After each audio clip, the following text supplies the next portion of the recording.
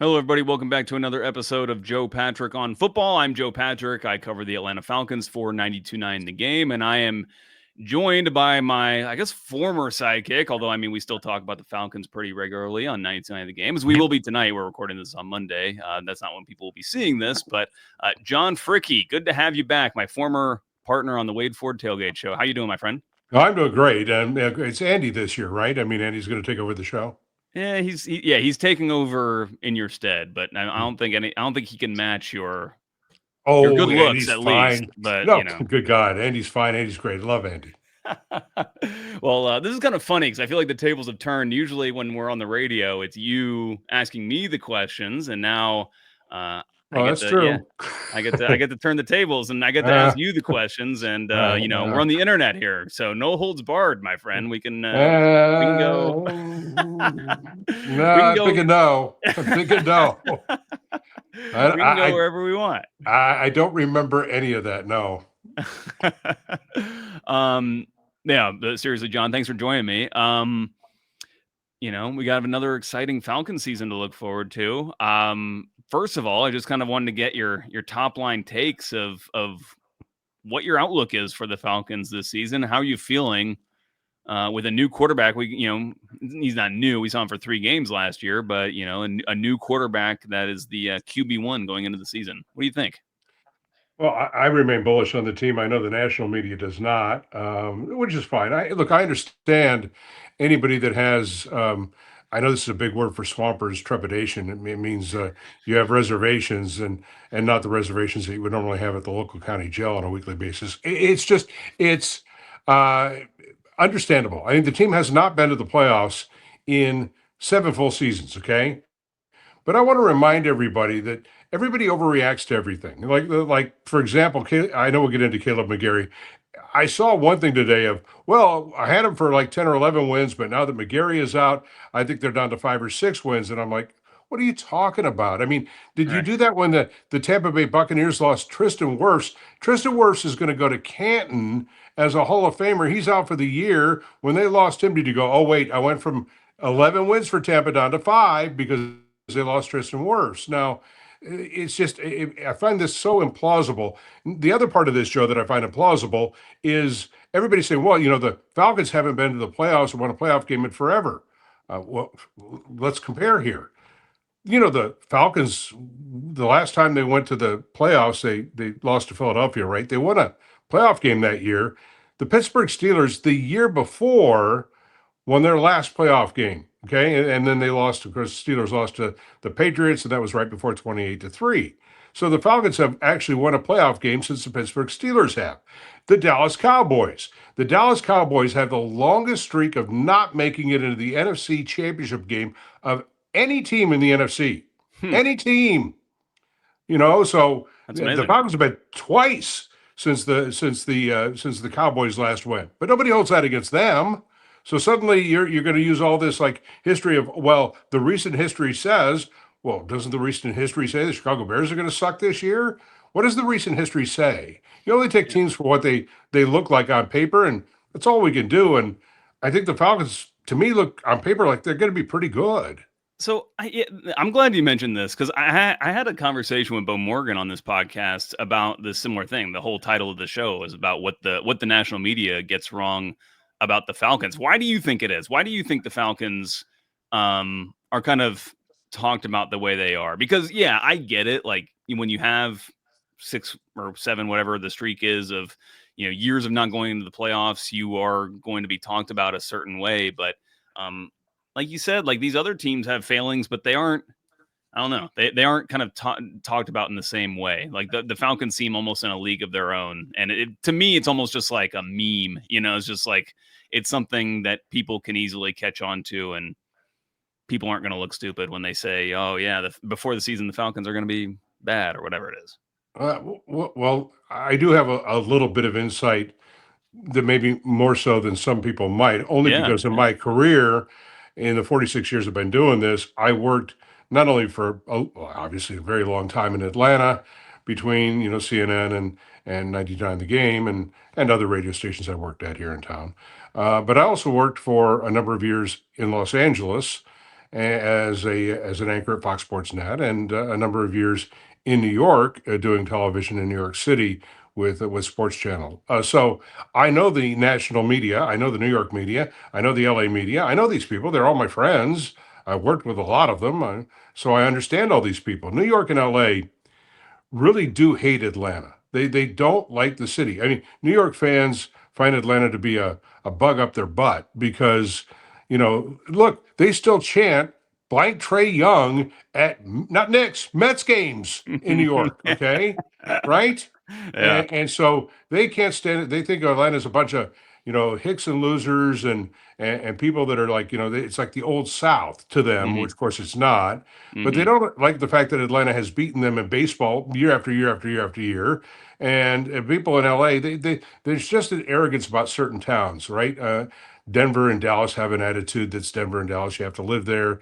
I pretty much did. I did certainly in both, so I understand that the snootiness. But New York and LA don't want to be challenged for supremacy in the country, and really it goes down to Atlanta's the new powerhouse town in the nation and one of the new powerhouse towns in the world, Hmm. and gets all the big events and the big airport and all the companies move here, and they don't like the fact that Nashville is like meh, Charlotte meh, Florida's Florida, but Atlanta's a threat, and so there's a lot of bias in the media against Atlanta because of that, and it just comes through, it shines through all the time. We see it all the time in the way they deal with other sports, with how they view. And I know he keeps getting hurt, which sucks, but Ronald Acuna or Trey Young or other teams. So it's incumbent upon us to just start winning.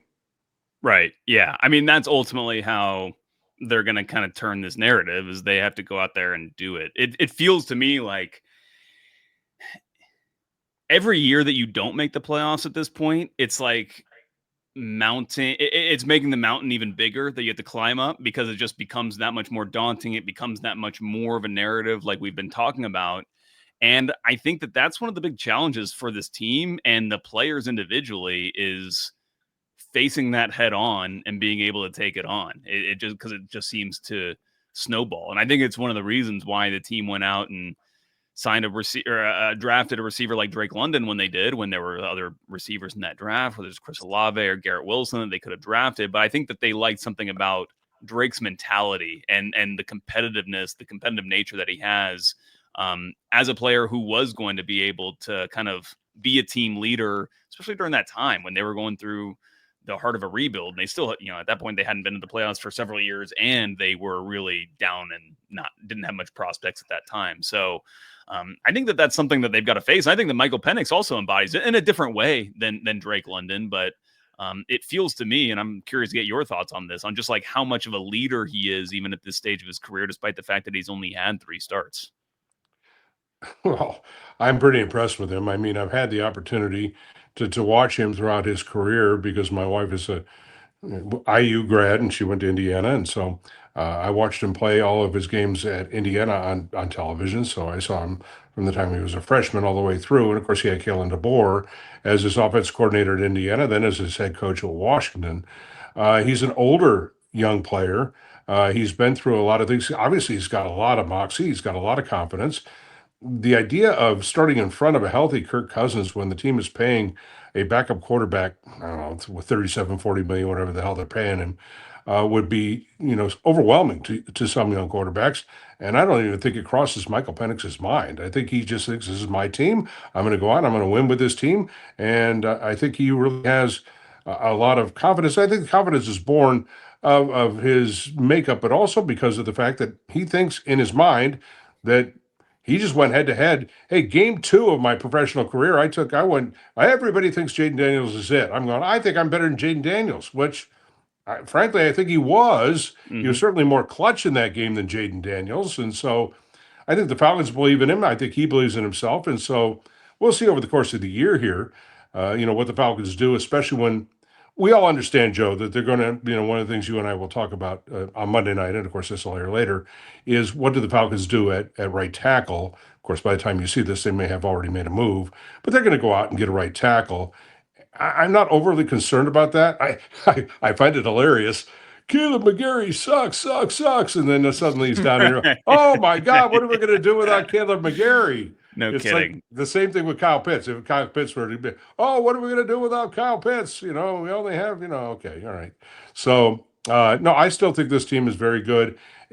Again, I go back to there is an attitude in this town. Once we start winning, I said this 13 years ago when the station started. I said once we start winning titles, we're going to win title after title because Atlanta is a threat to New York and LA and to Boston and to all the big cities, Chicago and whatnot. Whereas, you can win a title in Nashville and it's a one-off, or you win a title in Charlotte and it's a one-off, Orlando, it's a one-off.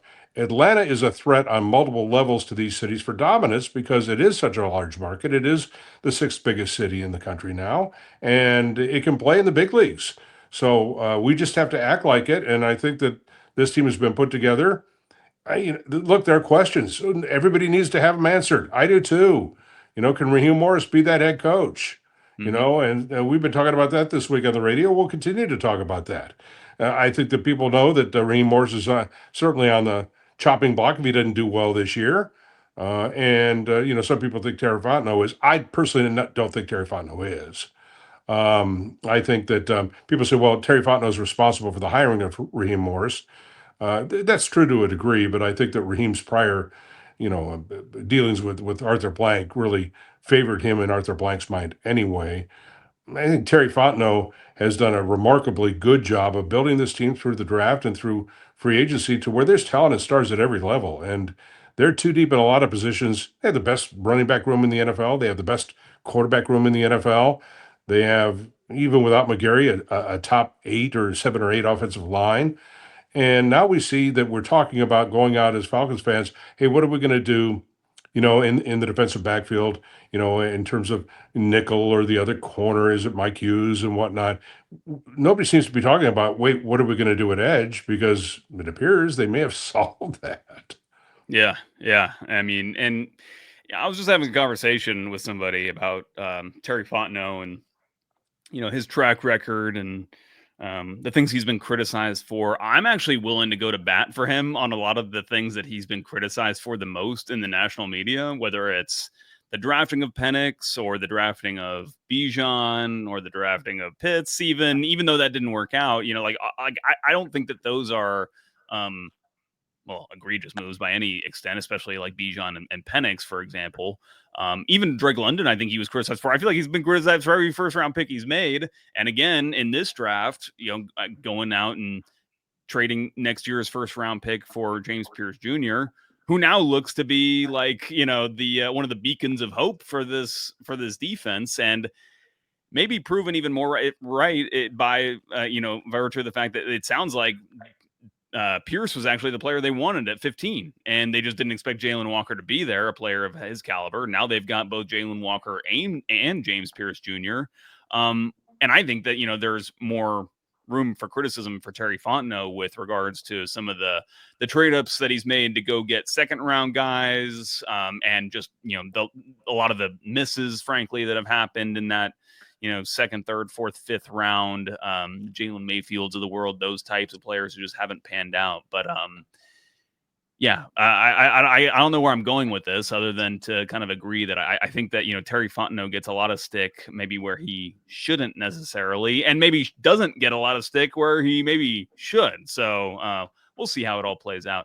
I want to get back to something that you mentioned, John, about Penix, and I totally forgot that you would have been paying attention to him throughout his college years, and you would have been, had an eye on him when he was playing at Indiana as a freshman, as a sophomore. I'm curious, like, when you first thought, oh, this guy is like actually big time. Like, this guy is actually a top player. Because for me, I hadn't really watched him enough until it was, I remember there was a game, I can't remember who Oregon or who they were, maybe it was Oregon they were playing against Washington. There was some game they were playing in the rain, and Penix was just dropping dimes to Rome Odunze. And I was like, oh my gosh, this guy's actually like a top tier quarterback prospect. I'm wondering when you had that realization for the first time. Well, when he was at Indiana, Tom Allen, the head coach at Indiana at the time, wanted him to run. He wanted him to be a dual threat quarterback. It was the style of offense that he wanted to play, which is what Kalen DeBoer, his offensive coordinator, had to do that. It was an RPO offense. And DeBoer was like, look, you're not an RPO quarterback. You can run some, but what we really need you to do is be a pocket quarterback. Was one of the reasons he kept getting injured at Indiana was he was running so much. But it was like Michael Vick a little bit to me, big, strong, left-handed, can run, can throw. And there was a game at IU where he single-handedly beat Penn State and by himself, literally by himself, he beat Penn State. There was a somewhat questionable call on the game-winning touchdown, whether he was in or out. It was too close to call. They called it a touchdown on the field. It stood, but he single-handedly beat the Lions. And you single-handedly beat Penn State. You go, wow, this guy can play. And so it was pretty obvious he could play. So when he went to Washington and they Kalen DeBoer turned him into a pocket quarterback, I said, well, this will be interesting. Can he be a pocket quarterback? And it turns out he could. And not only that, but he could really succeed. And one of the things that fans are, I think, missing a little bit here is that in those 3 games where you had Michael Penix last year, there were no Michael Penix packages in there. He was running the Kirk Cousins offense. Right. He still averaged over 30 points a game. He still made clutch plays. He still led them down the field, made 4th down plays twice against Washington. And so had him in a position to win the game if the kick is good, if you had, a healthy Youngway. So, I mean, look, it wasn't his fault that the defense fell apart against Carolina. Now they're going to script the offense to him. And you're going to see suddenly he's going to be much more mobile, and that pocket is going to move a little bit more than you expect that it will. Always was going to rotate against other defenses, depending on how they loaded up. They were always going to move him away from Caleb McGarry's side into his strong side, to his left side. That's not a new thing. People will probably react and say, oh, look, they're rolling him to his left in order to protect for, XY guy who's taking over for Caleb McGarry because McGarry's not there. No, the plan has always been to do that. You're always going to roll him to his strong side. And by the way, then he'll stop and turn around, hit you on the other side, and throw a bubble screen because Bijan releases into the flat on the other side and let Bijan go one-on-one on a safety, and good luck with trying to cover that. We talked a long time ago, back in 2016, in the Super Bowl year, pick your poison. Matt Ryan had Calvin Ridley, Mohamed Sanu. He had another Indiana guy, Tevin Coleman, who was the speed guy. He had that, loser sellout Saint Devontae Freeman, the whiff guy, on the block. And he also had a superstar wide receiver. But we always said, hey, you got to kind of pick your poison. And he had a young stud tight end who, by the way, Kyle Pitts has broken all of his numbers, but that's another story. And so I think it's a pick your poison team. If Kyle Pitts does what I think he's going to do this year, suddenly you're going to have to, if they release Kyle Pitts down the middle of the field and set him on a long pattern, and he becomes the guy that's going to become a big home run hitting tight end and a threat downfield, you've got to send a safety to him. And the second that you send a safety to him, if he drags a safety off the one side of the field and you open up the other side of the field for whomever, whether it's, Drake on a cross or Bijan coming out of the backfield, this team has explosive play capability on offense. And it will be really interesting to see, what kind of numbers that they can put up when you put in the Michael Penix package. Yeah, you're totally right. I'm glad you talk about Penix just really having to adapt to that situation he was in when he got thrown in, and that Washington game being a great example of how well he was able to do. Like for a player in his position with the lack of professional experience that he had at that point, having just played a little bit of mop-up duty and got that start the week prior against the Giants, to go into a primetime game in a game where that was the Commanders, that was their celebratory, like if we win, we're in. They ultimately did win that game and got into the playoffs, and it was a celebration for them that night. But it very well could not have been, to your point. Like if they have a functional kicker, they probably win that game. If they make better use of their timeouts and are able to pick up a few more yards, they maybe win that game. Michael Penix gave them an opportunity to win that game. Oh, and by the way, he's only been thrown to these receivers for like all of 10 days, like getting reps in practice with Darnell Mooney and Drake London and everything. Which he hadn't done before in a game where it was hypercritical to Dan Quinn because he wanted to do nothing but to hammer the Falcons because of what happened with him here. So, the guy acquits himself very well. And again, we'll have to find out how this does over the course of the year. Football's an interesting game. People say, well, if he's going to be injured. I'm like, dude, he hasn't been injured since he left Indiana, and that was 4 years ago, 4.5 years ago. Get over the injury thing. You can't presume injuries. Well, but if he gets injured, well, at the moment, if he gets injured, you're going to have to play Kirk Cousins. And well, what happens if Kirk Cousins? Everybody wants to play what if, what if, what if. I don't know what to tell you. Let the season play out as it is, and we'll see how good they are. If I'm Tampa coming in here, if anybody at Tampa is coming in here thinking, well, we're going to roll these guys in the opening game, Tampa lost to us twice last year. Yeah. Yeah. They aren't thinking about. They're like, okay, this is going to be a fist fight. Yeah. We got to fight these guys. Yeah. And people talk about, well, there's a decided lack of depth on the team because of what they saw in the preseason, and I'm like, well, there is in certain spots there is a lack of depth, but again, we didn't play. The Falcons didn't play anybody really on offense at all, and the defensive unit, I thought we saw some of the depth shine a little Hmm. bit. And so I really like what I saw in terms of, the ability to make plays. And I'm really fascinated by the idea of James Pierce Jr. being unleashed. I think the Falcons are so thrilled with James Pierce Jr. that it's not out of the question that in order to get he and Jalen on the field at the same time, Jalen might actually kind of fill the role of an outside linebacker, a true linebacker, Yeah. as opposed to being an edge guy. On third down, you could have both of them on the field, and Jalen is a stand-up guy, at a linebacker spot, alongside Caden Ellis, for example, and have Arnold Ebiketie on the other side. And now suddenly, if Arnold Ebiketie gets one-on-one, we saw what happened at the end of the year last year when they let Ebiketie loose. And fans forget that he was second in the entire NFL the last 6 weeks of the year in sacks, with Hmm. 5 when they finally let him loose. Yeah. So I think the team is going to wreak some havoc here. And I think the biggest thing of all of this, when we talk about this, is we have not yet seen, again, we're talking about backups for the most part in base defenses and base offenses. We have not yet seen what Jeff Ulbrich wants to do from a real package. When Baker Mayfield gets out there, he's going to see stuff that isn't on tape because it's not the same coordinator and it's not the same guys. Yeah. Yeah. It's a great point. And with regards to the Bucks, again, this kind of gets back to the annoyances that I have with the media, but it's like they just anoint kind of the Buccaneers. Like you don't see any pundit having any different opinion about this division. And in my opinion, it's because they just don't pay attention to the NFC South. They don't care about any of these teams actually, and so they'd rather just not think about it and just say whatever is the thing that won't get a rise out of anybody. Just whatever is the common thought to have about it, that's what they're going to say. And so, since the Buccaneers have won this division so many times in a row, that's just the way it is. And yeah, you're right. Like the Falcons have won 3 of the last 4 that they've played.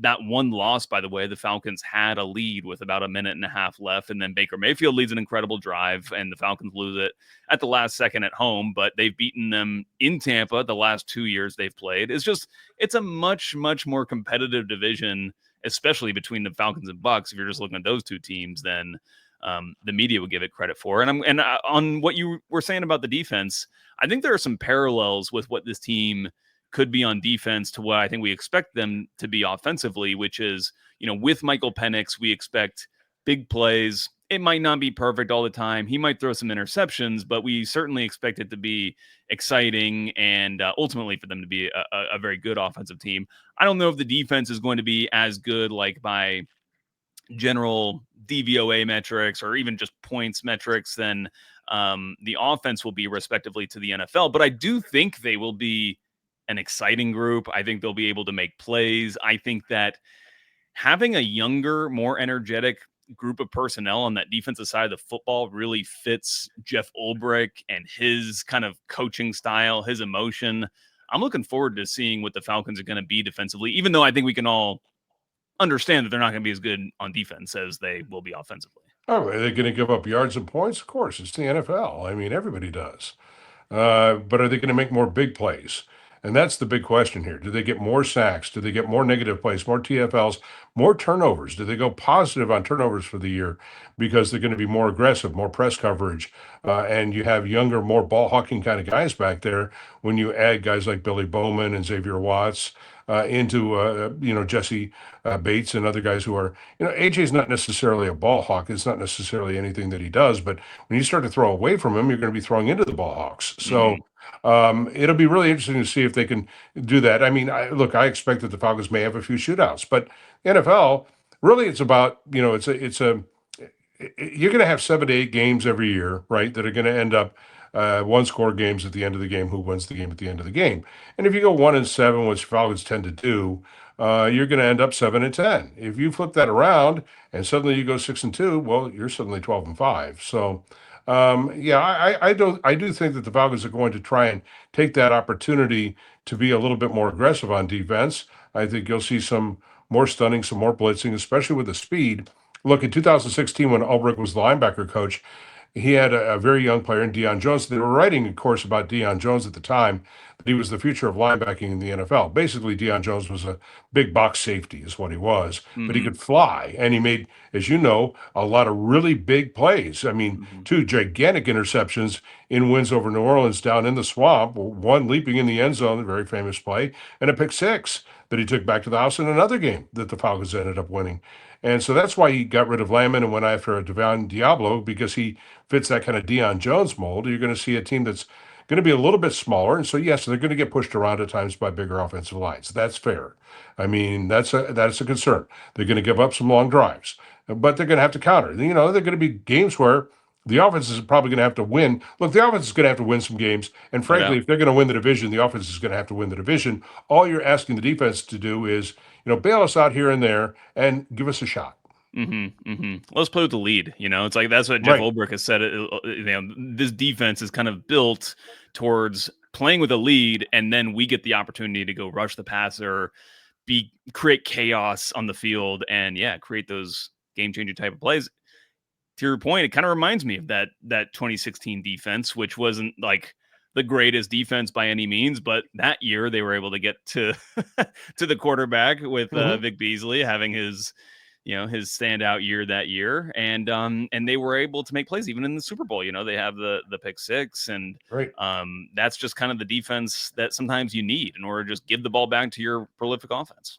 Right, and control the game, and let Michael Penix. And again, now that you're putting packages in for Penix, the fact that some people think he's a rookie, I'm like, well, set aside that he played 3 games. Again, it wasn't in his own package. This is his second year with a second-year coordinator, so Mm. they have some history now, and they put things in, and they understand, and the dialogue is there, and so I think again, look, we don't know what's going to happen, so let's just take injuries out of the mix here, okay? Because injuries are going to happen. And so we can't understand the impact of those moving forward. And hopefully the Falcons finally have a fairly injury-free year. And you're going to get apparently, guys, coming back. We still have 2 weeks until the regular season begins. Then you're going to play 4 games, and then you're going to have a bye week. So game 5 isn't for another 2 months. So you have 2 months between now and game 5. And since you have 2 months before you're going to even play game number 5 of the year, you have a chance to get some guys back Mm-hmm. by game 5. And so that's one of the things I said, boy, I'm actually starting to like the idea of the early buy, because it does give you that extra 2 weeks to get guys healthy and just put your hammer down and go. The Falcons, if they stay healthy and things kind of go as we expect, have a schedule that's much more manageable in the second half. So much so that as they grow as an offense and a team, that if they kind of work through the first half of the year and are kind of in the mix here, maybe they're not 6-3 with a 3-game lead in the tiebreakers, but maybe they're 5-4 or something like that. But at some point they could do what that 2016 team did, which was they were 6-5, and then they suddenly went on a run. Mm-hmm. And they did not lose again until late third quarter of a game that we don't talk about. And they were unstoppable in the second half of that season. And Mm-hmm. so I'm kind of looking at that for this Falcons team to kind of grow through the year. And then at some point, they just put their hammer down, and suddenly you go, oh, we've won back to, no, we've won 3. Oh, wait, we've won 4 in a row. Oh, wait, this team just won 5 games in a row. Mm-hmm. And if they get rolling downhill in the second half, if they stay healthy and get rolling downhill in the second half of the season, all of a sudden everybody's going to wake up to the possibility that the Falcons are a serious threat to make it back to possibly the NFC title game. And who knows after that? Yeah, when you talk about that second half of that season, there's a player that I think of who is not one of the star players, not one of the notable players I think that many people think of from that Falcons team. But to me, he was a critical component to how explosive they were. And that was Taylor Gabriel. Do you remember Taylor Gabriel? He was a little wide receiver who was just blazing fast. And he was, it seemed like every game he had some massive play. And I'm wondering who that player is going to be for the Falcons this year, because it feels like when good teams emerge like that, there is a player that maybe it's not that necessarily that he's not on the team right now or we don't talk about right now, but there's a player that just emerges. It could even be Drake London. Like, is he just elevate to be this like unstoppable force with Michael Penix? I think like with Penix, anything's possible. Like that's I think what's really exciting for Falcons fans this year is like anything's on the table, in my opinion, with him because the talent is so there, and he's such a even keel leader and guy and quarterback. I just think the potential is just sky high there for the offense. Well, I think the answer, if I give one on both sides, I think the answer on offense to me is clearly Kyle Pitts. I mean, Yeah.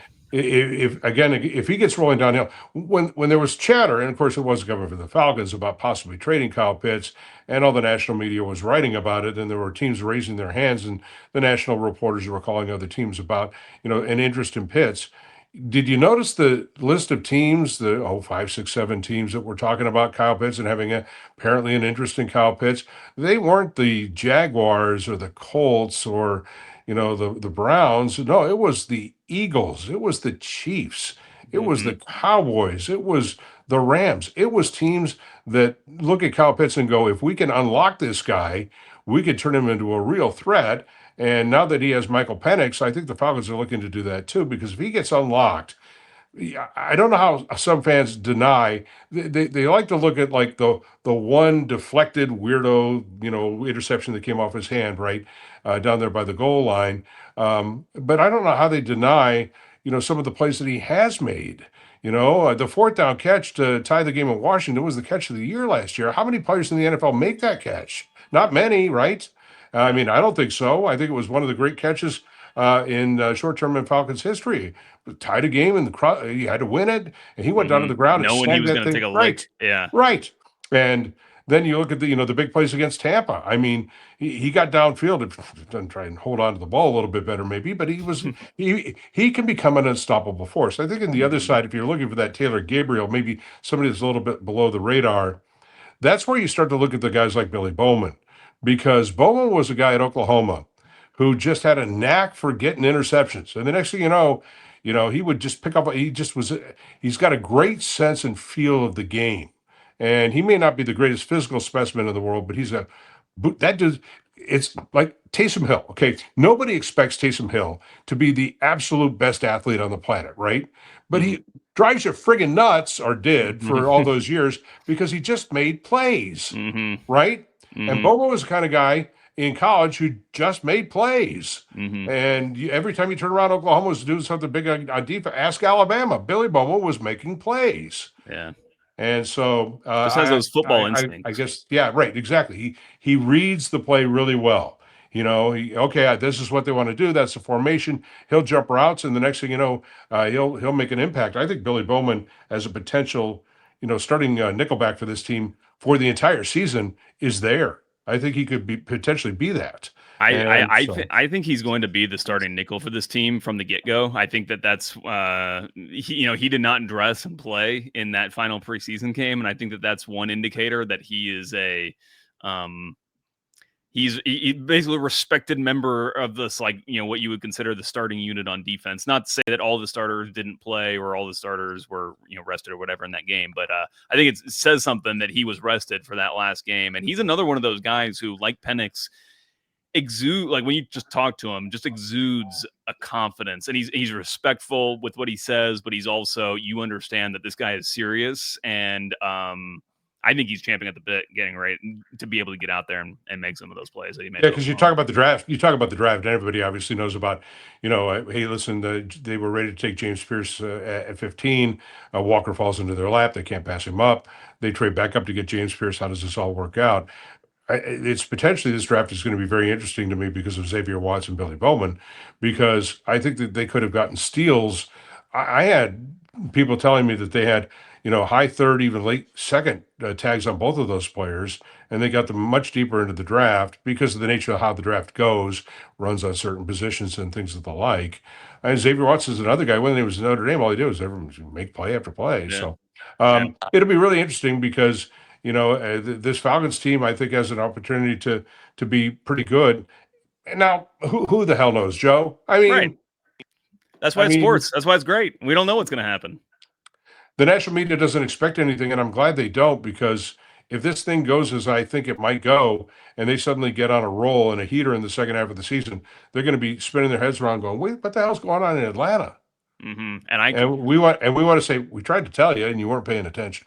I want it to happen so bad, not just because of my own personal, background as a Falcons fan, or them being more interesting as in a media sense with regards to what I do, but I want to hear the explanations, and I want to hear these people pivot, and part of me kind of wants to hear them act like they never were, trashing the Falcons at any point. But I feel like that's what's going to happen. I just can't wait till they have to do the turnabout and actually give the Falcons some respect. But you never know. It's the NFL. I mean, Yeah, exactly. yeah, everybody thinks that this team is going to. Pardon me. Little earthquake here. That this team is going to be, an underachiever, and the recent history suggests that that's probably the case. Yep. So we'll see how that kind of works out. Yeah, we'll see. John, thanks so much for joining. The phone lasted as long as we needed it to. So the camera lasted as long as we needed to. So thank you so much for joining. We'll definitely have you back on once we have some actual football to talk about. I can't wait to chop that up with you again in the near future. So thanks. Well, one quick question here. Yeah. Sure. How worried are you about that opening game between Ohio State and Texas? Do you need to buy a dog? Are you scared of Arch Manning? So here's the shame of it all, John. Like I don't even really listen, I'm excited for it. I'm ready for it. Can't wait for college football season to start. It's an awesome game to watch, but I'm not really that fussed with however the result plays out, because it's a playoff now. It's not like in past years where it felt like the season was kind of riding in part on this game. So I'm excited for it. I kind of feel like it's going to be not a very pretty game. I think it's going to be kind of defensively dominated by both teams, especially with Ohio State trying to get a new quarterback blooded in. So we'll see. But certainly looking forward to the college football season started. So thank you for asking. And we will have you back on probably in a few weeks or so. After the Falcons play a few games, maybe bye week or something, we'll get you back on and check in with you periodically throughout the season. So thanks for joining, John. As always, Joe.